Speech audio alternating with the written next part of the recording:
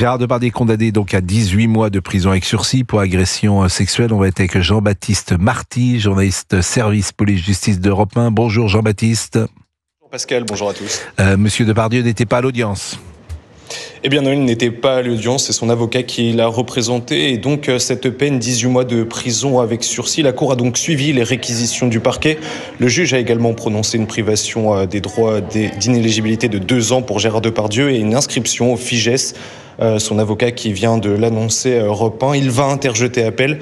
Pour motiver cette décision, la Cour a pris en compte son âge, 76 ans, ses condamnations, 4 au total, et son état de santé. Pour la Cour, les faits d'agression sexuelle dénoncés ont bien eu lieu. Plusieurs motivations rendues par le président, les excuses forcées de Gérard Depardieu après les agressions, les déclarations concordantes de témoins directs, les versions changées également par Gérard Depardieu lors de cette audience, et enfin le traumatisme des victimes et leur version des faits.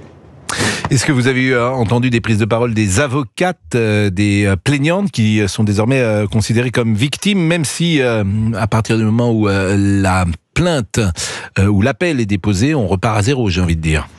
Exactement. Alors, Maître Diebold, donc l'avocate d'une des 2 plaignantes, s'est exprimée pareil au micro d'Europe 1. Elle s'est satisfaite de ce jugement. Elle a également expliqué que la justice avait été rendue, que sa cliente avait été comprise. Et voilà, elle a également fait mention, vous l'avez dit Pascal au début de cette émission, de l'ouverture du Festival de Cannes. Pour elle, c'est un hommage rendu et c'est voilà une décision qui fait honneur au monde du cinéma, selon ses mots. Bon, Gérard Depardieu, évidemment, n'était pas présent. On n'a pas forcément des informations sur l'état de santé qui est le sien actuellement. Est-ce qu'il y a une prise de parole de Jérémy Assous? Je demande à Laurent Tessier. Est-ce qu'on peut l'écouter, cher Laurent? Exactement. Eh bien, écoutons Jérémy Assous. Gérard Depardieu a été déclaré coupable. Il va bien évidemment interjeter appel. Mais ce qui est très important et ce qu'il faut retenir de cette décision, c'est que pour la 10e chambre du tribunal correctionnel de Paris, accusation vaut condamnation. À partir du moment où vous êtes mis en cause aujourd'hui dans une affaire dite d'agression sexuelle, vous êtes automatiquement condamné. Et peu importe si vous avez, et si on relève de multiples contradictions, des mensonges, voire des incohérences et des incompatibilités physiques. On considère que ce n'est absolument pas grave et pire, on considère que le fait de remettre en cause les accusations est une agression supplémentaire. C'est-à-dire que nous sommes à un stade, on a passé une nouvelle étape, c'est-à-dire que maintenant la défense même dans ce type d'accusation, de procès, n'est plus acceptée. Bien évidemment, la Cour d'appel va sanctionner ce type de décision puisque c'est une négation des droits de la défense. Une personne qui vous accuse est automatiquement une victime et par voie de conséquence, vous êtes automatiquement coupable. Donc finalement, il n'y a plus de procès. La condamnation est déjà actée. La culpabilité est acquise. Jérémy Assous, qui est toujours très combatif, j'avais dit, on l'avait reçu d'ailleurs, que si on est effectivement accusé, on a envie d'être défendu par son avocat. C'est toujours difficile pour nous d'avoir un avis là-dessus, parce que je n'étais pas à l'audience. Ce qu'il dit, je ne sais pas si c'est la réalité, Jean-Baptiste Marty. Je pense que vous-même, vous n'avez pas assisté à toutes les audiences. La difficulté qu'il souligne, c'est la preuve. Est-ce que la preuve a été apportée qu'il y avait agression sexuelle, ou est-ce qu'on est resté uniquement, effectivement, à la parole? Moi, je peux pas répondre à cette question, Jean-Baptiste Marty. Je pense que le tribunal, en revanche, a répondu d'une certaine manière à cette question. Alors effectivement, donc dans cet appartement où s'est déroulé donc le tournage des Volets Verts, c'était en 2021. Il n'y avait pas de caméra de vidéosurveillance pour apporter donc cette preuve ultime. Donc tout s'est basé sur des témoignages de témoins directs, la parole des victimes, la parole de témoins, également les versions qui ont quelque peu divergé pendant ces audiences. Par exemple, Gérard Depardieu qui avait au début dit ne pas avoir du tout touché l'une des 2 victimes. Finalement, pendant cette audience, a admis avoir mis une main sur ses hanches. Donc voilà, c'est toutes ces versions-là, ces petites contradictions qui ont motivé cette décision. Je crois que Jérémy Assous a pris une deuxième fois la parole. Il était au tribunal, Jérémy Assous, bien évidemment, hein, Jean-Baptiste Marty, lorsqu'il a pris la parole. Il était au tribunal, donc il a représenté Gérard Depardieu. Gérard Depardieu qui a été aperçu il y a quelques jours au Portugal sur le tournage du nouveau film de Fanny Ardant. Donc voilà ce qui expliquerait cette absence. Donc Jérémy Assous qui était avec deux de ses conseillers, donc de son cabinet, et qui a donc pris la parole à la fin de ce délibéré. Écoutons une deuxième fois Jérémy Assous. La seule possibilité, si on lit et si on comprend les motivations du tribunal, serait de s'excuser et d'implorer le pardon. Mais je vous rappelle quand même qu'il y a un très grand nombre de décisions de justice qui relaxent, il y a un très grand nombre de décisions de justice qui ordonnent des non-lieux, et il y a un très grand nombre de décisions de justice qui acquittent. Évidemment, on ne sait pas quand l'appel aura lieu, Jean-Baptiste Marty. Ça, on ne sait pas encore. C'est le tribunal donc, judiciaire de Paris qui va fixer une date de renvoi. Il faudra compter à plusieurs mois. Bon, on n'a pas encore entendu les avocates des plaignantes. D'ailleurs, est-ce que les plaignantes étaient présentes ? Il y avait une plaignante, donc Amélie Kint, qui était décoratrice sur ce tournage. Donc elle a pris la parole également une fois ce délibéré rendu. Elle s'est dite également soulagée. Voilà. Donc, par contre, l'autre plaignante était absente. Les avocates des deux étaient quant à elles bien présentes. Nous marquons une pause. Nous sommes avec Jean-Baptiste Marty. Et si vous arrivez à l'instant sur l'antenne d'Europe 1, sachez que c'est l'information de la matinée. Gérard Depardieu déclaré coupable d'agression sexuelle. C'est ce que vient de déclarer le tribunal correctionnel de Paris. L'acteur est condamné à 18 mois de prison avec sursis pour agression sexuelle sur 2 femmes lors du tournage d'un film en 2021. Nous avons écouté l'avocat de Gérard Depardieu et nous allons sans doute écouter l'avocat des victimes, des plaignantes. Elles sont plaignantes jusqu'au moment de la décision du tribunal. Elles sont donc victimes pendant quelques secondes puisque l'appel est interjeté. Donc elles redeviennent, si j'ose dire, plaignantes. Mais nous écouterons cela dans une seconde après la pause. Est-ce que nous pouvons entendre quelques avocates qui ont pris la parole après ce jugement ? C'est la victoire de 2 femmes sur un tournage, mais c'est la victoire de toutes les femmes derrière ce procès. Et j'ai une pensée également pour les autres victimes de Gérard Depardieu qui sont déclarées, qui sont prescrites, et pour les 4 autres victimes qui sont venues à la barre pour raconter les agressions sexuelles dont elles ont été victimes. Marie, Sarah, Karine, Lucille, qui est également une de mes clientes. Et j'ai vraiment une pensée pour elles aujourd'hui parce qu'elles ont été très courageuses pour venir raconter ces faits d'agression sexuelle. Il faut savoir que vivre des agressions sexuelles, c'est une expérience qui est extrêmement traumatisante. On a pu le voir encore des années plus tard, qu'elles sont encore marquées par ces faits-là. Et aujourd'hui, j'espère que c'est la fin de l'impunité d'un artiste dans le milieu du cinéma. Et puis, je voulais vous proposer d'écouter un deuxième passage d'une des avocates qui souhaite que le festival de Cannes, qui s'ouvre aujourd'hui, prenne la parole.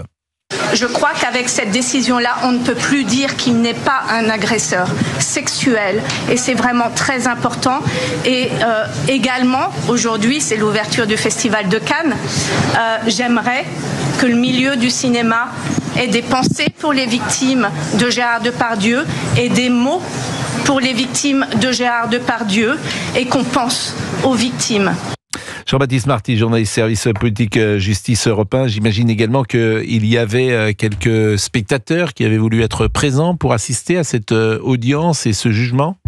Il y avait une cinquantaine de spectateurs du public, mais beaucoup de presse, des médias étrangers également, des médias donc allemands, belges, italiens. Voilà, c'était un procès qui a été très médiatisé pendant 4 jours, il y a 1 mois et demi. Aujourd'hui encore beaucoup de monde. Après, il y avait une petite déception étant donné que Gérard Depardieu était absent. Beaucoup l'attendaient. Beaucoup voulaient avoir une réaction par rapport à cette condamnation, même s'il va interjeter appel, on l'a dit. Donc voilà. Donc c'est un procès qui a été très suivi également par par des militantes voilà, qui se sont fait plutôt discrètes. On les a vues dans le public, assises derrière les journalistes. Écoutez, je vous remercie beaucoup, Jean-Baptiste Marty. Merci de ces informations et merci d'avoir recueilli tous ces témoignages. Je crois que nous sommes avec Christophe. Bonjour Christophe, qui voulait réagir il y a 48 ans. C'est bien cela? Bonjour Christophe. Merci. Bonjour Pascal. Vous habitez où? J'habite dans une petite ville qui s'appelle Bouc-Bel-Air, entre Aix-en-Provence et Marseille. Bon, est-ce que vous êtes vous-même intéressé, passionné par ce type d'affaires? Alors, passionné, non. Intéressé, oui, parce que ça soulève quand même pas mal de sujets et de problèmes sociétaux actuels. Et c'était un peu le sens de ma question. Est-ce que vous avez une réaction? Est-ce que vous avez suivi ce procès? Est-ce que vous avez un avis? Moi, ce qui me frappe souvent, c'est que les gens ont un avis alors que, par définition, ils ne sont pas présents au tribunal. Souvent, pour avoir eu des échanges avec des journalistes qui suivent les procès, ils me disent la même chose. Ils me disent, il y a une vérité de l'audience, tu n'étais pas à l'audience, c'est très difficile pour toi d'avoir un avis, même si on lit la presse, même si on relate ce qui s'est passé, mais il se dit des choses dans le tribunal qu'il faut pouvoir écouter du début jusqu'à la fin. Non, mais je suis d'accord avec vous, Pascal. Il n'y a pas de souci par rapport à ça. Donc, on peut juger effectivement avec son ressenti et ne serait-ce que par rapport aux réactions sur l'après. Et moi, c'est ça finalement que je vais vous expliquer. C'est-à-dire que je vois un avocat qui est contesté parce qu'il aurait eu une façon un peu virulente de défendre son client, alors qu'à la base, il est quand même prévu pour ça, qui ne voudrait pas se faire défendre pour ce genre d'accusations qui sont très très graves.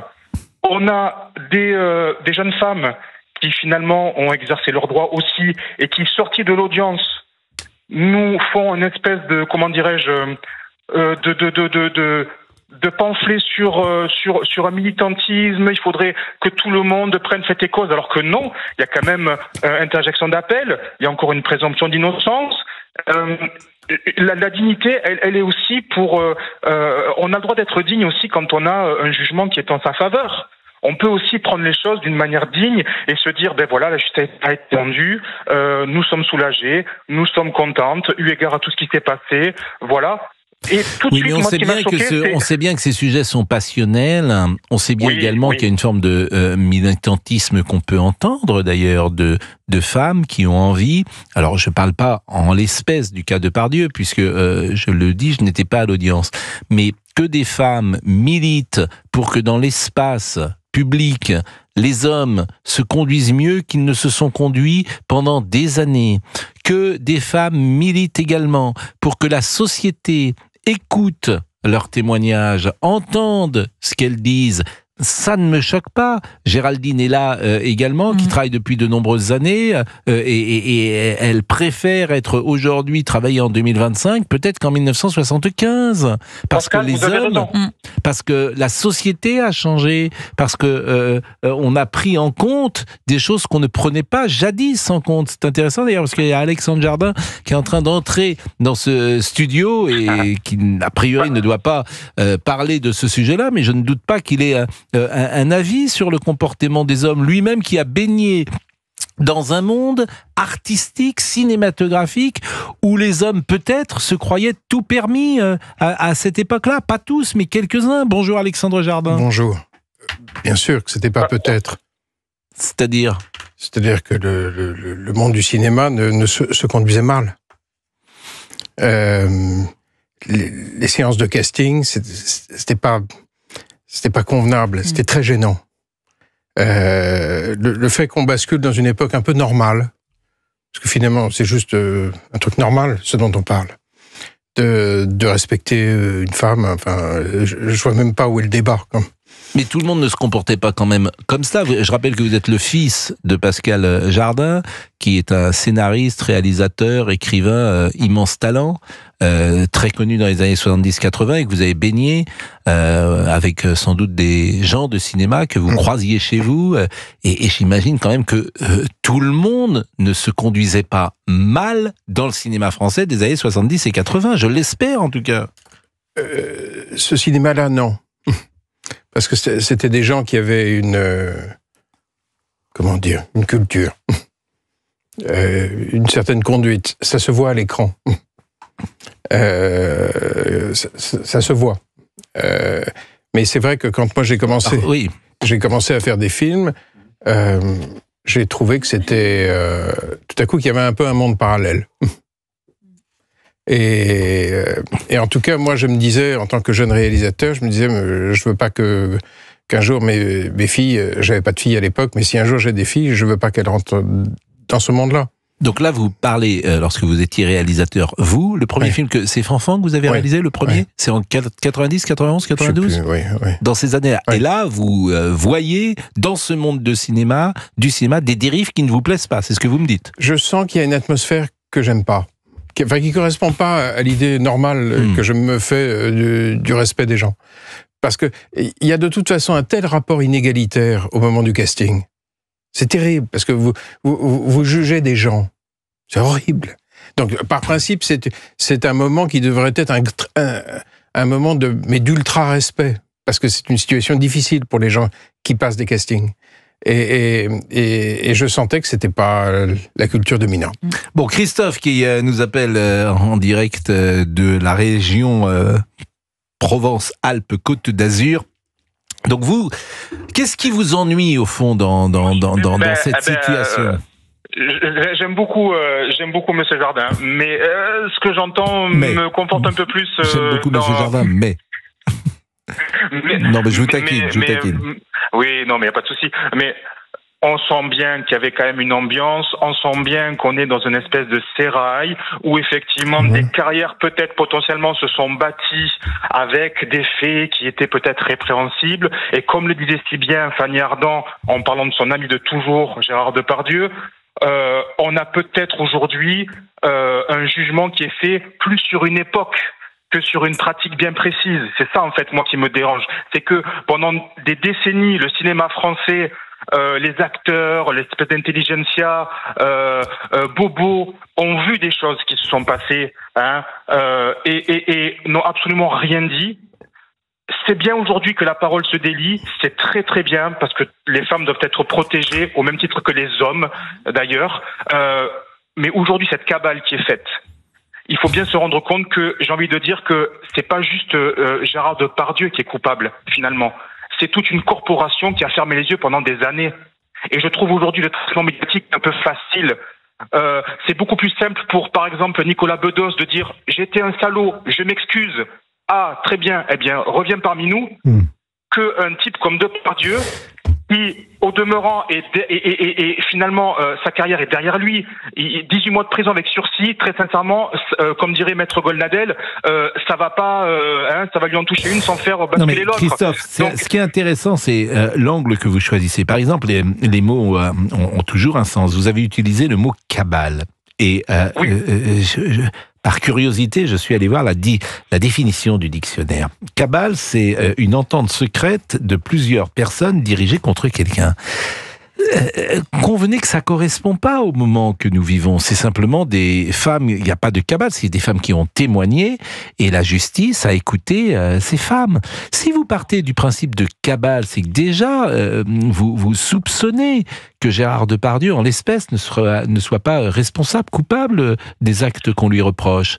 Au fond, vous dites, je ne crois pas à cette parole des femmes. Ce que j'entends derrière ce que vous dites, c'est, je n'entends pas forcément cette parole des femmes, et Gérard Depardieu paye pour tout le monde ou paye pour une époque. On va marquer une pause, restez avec nous, vous allez pouvoir évidemment répondre à cela. Alexandre Jardin est là, il est là parce qu'Emmanuel Macron est là ce soir, il est là parce que j'ai lu sa tribune dans le Figaro, que j'ai lu cette tribune. L'acteur Emmanuel Macron nous propose une nouvelle pièce. Après la dissolution, écrivez-vous, le référendum. Le président cherche à votre place des idées de référendum, un peu comme on cherche une rustine pour une roue crevée, comme si le peuple devait attendre que Jupiter daigne baisser les yeux de son ciel personnel pour lui tendre un bulletin. Vous êtes écrivain, finalement. 11h27, à tout de suite. Emmanuel Macron, ce soir sur TF1, qu'attendez-vous du président ? N'hésitez pas à vous nous appeler dès maintenant au 01 80 20 39 21. Tout de suite avec Pascal Prost sur Europe 1. On est avec Christophe et on termine avec Christophe. Je disais que j'entendais, à travers ce que vous disiez, une petite musique où au fond vous semblez regretter que des femmes puissent porter plainte contre des hommes qui les ont agressés et souhaiter une société nouvelle, différente. J'entendais cette petite musique, cher Christophe. Non, c'est des accords de Pascal. Ne soyez pas caricatural. Oh, S'il vous plaît. c'est pas mon genre. Ne soyez pas caricatural. Non, absolument pas. Je dis simplement que dans ce genre d'affaires, et je prends comme jurisprudence le cas de monsieur Habitant, à partir du moment où vous êtes soupçonné, vous êtes forcément coupable, et au-delà du tribunal de justice, le tribunal médiatique se met en place, et c'est très très dur. Vous êtes Alors là, vous avez raison. Là, le tribunal médiatique prononce des peines définitives. Non graduées, il n'y a pas de peine planchée, ça vous avez parfaitement raison. Le tribunal médiatique, et on le voit avec Harry Habitant qui est un excellent exemple, puisque lui, il est aujourd'hui n'est plus mis en examen. Je ne sais même pas s'il y a eu un non-lieu, je ne sais même pas si c'est le terme exact juridique, mais malgré cela, le cinéma français ne lui fait pas de nouvelles propositions. Alors qu'il n'a même pas été ni condamné, ni jugé, puisqu'on est avant... la procédure s'est arrêtée. Donc ça, vous avez parfaitement raison de souligner ça. Et du coup, de me poser la question de savoir que si M. Habitant avait pris M. Assous en tant qu'avocat, est-ce qu'il aurait eu le même verdict ? Mais il n'y a pas eu de verdict, il n'y a pas eu de jugement pour, il n'y a pas eu de jugement pour Harry, puisque l'histoire s'est arrêtée avant même, c'est-à-dire qu'on n'a pas poursuivi. C'est-à-dire qu'à l'instruction, on a considéré qu'il n'y avait pas assez d'éléments pour continuer de poursuivre. Bon, merci en tout cas Christophe de votre témoignage.